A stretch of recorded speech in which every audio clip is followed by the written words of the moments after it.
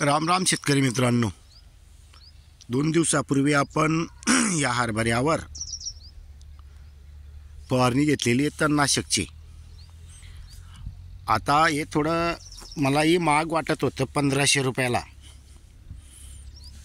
पण नेमकं 2 एकर क्षेत्राला आपल्याला फक्त 8 पंप झालेले आहेत आणि या तणनाशकविषयी भरपूर लोकांच्या वेगवेगळ्या कमेंटमेंट आलेल्या आहेत, म्हणजे SRT ग्रुपवर।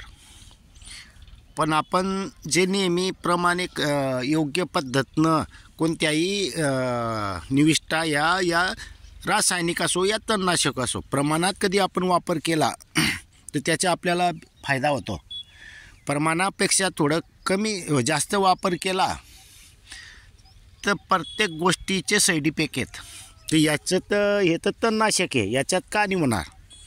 तर त्यामुळे आपण शिस्तपद्धतीनं इंजेक्शन डॉक्टरांकडून आपण ते सिरिंज आणली, त्याप्रमाणे याच्यातून प्रमाणातून माप घेतला आणि व्यवस्थित 2.5 ml आपण एका पंपाला 20 लिटरच्या पंपाला 2.5 ml टाकलेलं आहे। तर शेतकरी मित्रांनो, हे तर सर्वच मारतात, त्यात तर काही शंका नाही आहे जे शेतकरी मारत असतील ते, पण त्यांचे काही अनुभव असे आहेत की बुवा पानं थोडे थांबून जातात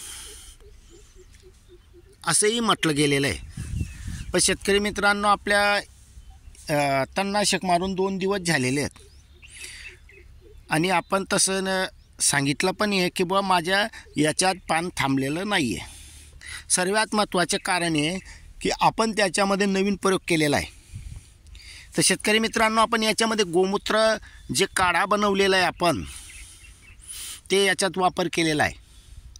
बघा, रिस्क असते आणि तणनाशकमध्ये भरपूर सांगतात काही वापरू नका, पण आपण गोमूत्र काढा हे मी प्रत्येक वेळी ज्या वेळेलाही आपल्याला वापर करायचा आहे तर त्यात आपल्या औषधांच्या प्रमाणात फरक पडतो आणि रिजल्टही लवकर भेटतात। तर मला याच्यातून असं कळून गेलं की बुवा आपण गोमूत्र काढा याच्यात टाकलेलं आहे तणनाशकमध्ये तर आपल्याला चांगले रिजल्ट भेटतील, आणि तसंच झालेलं आहे।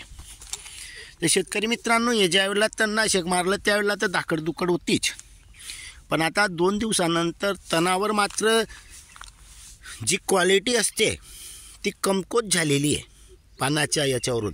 आणि शेतकरी मित्रांनो, बारीक बारीक निरीक्षण केलं तरच आपल्याला सर्व काही कळेल। फक्त हिरवा आहे म्हणून त्याच्यावर दुर्लक्ष करू नका, बारीक पाहावं लागतं। ज्या वेळेला आपण पाहणार त्यावेळेला त्याची जी क्वालिटी असते या पिकांची असो या तणाची असो याच्यात मात्र चांगला डिफरन्स झालेला आहे। शेतकरी मित्रांनो, ते फवारणी केल्यानंतर आपण बॅरेल चांगले धुवून घेतलेले मातीने, विशेष म्हणजे मातीनं बॅरेल धुवून घ्यायचे आहेत, पंपही चांगला धुवून घ्यायचा आहे, म्हणजे जेणेकरून नंतर आपल्याला दुसऱ्या पिकांमध्ये काही साईड इफेक्ट होणार नाही। तर शेतकरी मित्रांनो, तणनाशक मारल्यानंतर आपल्याला काही एक फरक नाही, म्हणजे परिणाम काही खराब दिसत नाही आहे आणि क्वालिटीही चांगली दिसते। ज्या वेळेला पूर्ण तण जळेल त्यावेळेला आपण अजून एक व्हिडिओ बनवून शेतकऱ्यांपर्यंत पोहोचवणार आहात की जेणेकरून मला जसे रिजल्ट भेटलेले आहेत गोमूत्र काढा वापर करून की 4 शेतकऱ्यांचा अजून फायदा होईल की बुवा त्यात ते गोमूत्र काढा वापर करून फवारणी करू शकतायत। आता तणची कंडिशन ह्या पद्धतीनं होती, इकडे या भागात जास्त प्रमाणात तण होतं, इकडे मात्र कमी आहे। तर शेतकरी मित्रांनो, जे काही असतं ते आपण दाखवतो। आता काही समजा रिजल्ट नाही भेटले तर काही इकडे जाऊन देतील की बघा तण कमी झालं, पण आपलं तसं नाही आहे। आपण जिकडे कमी असेल तिकडे कमी सांगू आणि जिकडे जास्त असेल तिकडे तसंच सांगू। जळाला असेल तर जळेल, नाही जळालं किंवा नाही आपल्याला फायदा भेटला तेही आपण सांगणारच आहोत।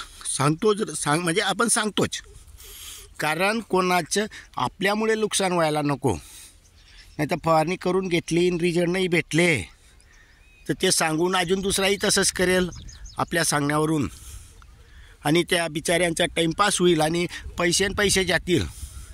तो आपला उद्देश नसल्यामुळे आपण जे काही क्लिअर आहे ते सांगतोच। तर शेतकरी मित्रांनो, याचे जेव्हा परिणाम भेटतील तेव्हा आपण सांगणारच आहोत. पण आता क्वालिटी गिलिटी चांगली झालेली आहे, फुटवेही चांगले झालेले आहेत. धन्यवाद.